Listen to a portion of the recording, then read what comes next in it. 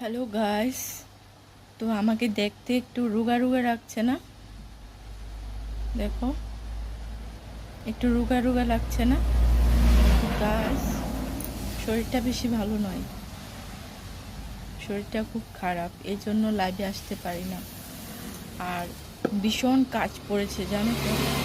এই দেখো, আজকে আবারও আরেকটা ব্লাউজ নিয়ে বসেছি। শরীর খারাপ খারাপ হলে কি হবে, কিন্তু কাস্টমারের যে আমাকে ব্লাউজগুলো দিয়ে গেছে বানানোর জন্য, এগুলো কিন্তু অবশ্যই বানাতে হয়। তাদের অর্ডারটা নিয়েছি যখন, তো দিতে তো হবেই না। যত মানে অসুবিধাই থাকুক না কেন, শরীর খারাপ থাকুক না কেন, এদেরকে যদি টাইম মতো আমি কাজগুলো না দিই, তাহলে কিন্তু ওরা খুব খারাপ পাবে আর দ্বিতীয়বার আমার দোকানে আসবে না। এই জন্য কাস্টমারের খুশির জন্য নিজের শরীর খারাপ থাকলেও এই মেশিনটার মধ্যে বসে কাজ করি।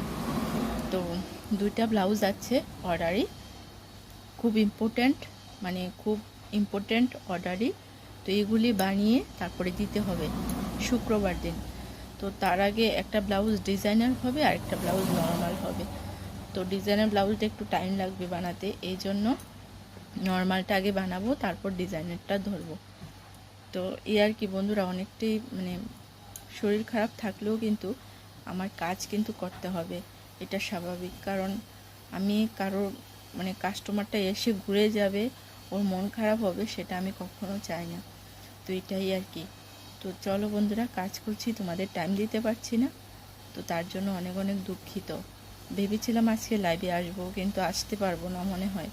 যদি রাতে পারি তাহলে অবশ্যই আসবো। সবাই পাশে থেকো, ঠিক আছে? টাটা বন্ধুরা, সবাই ভালো থেকো।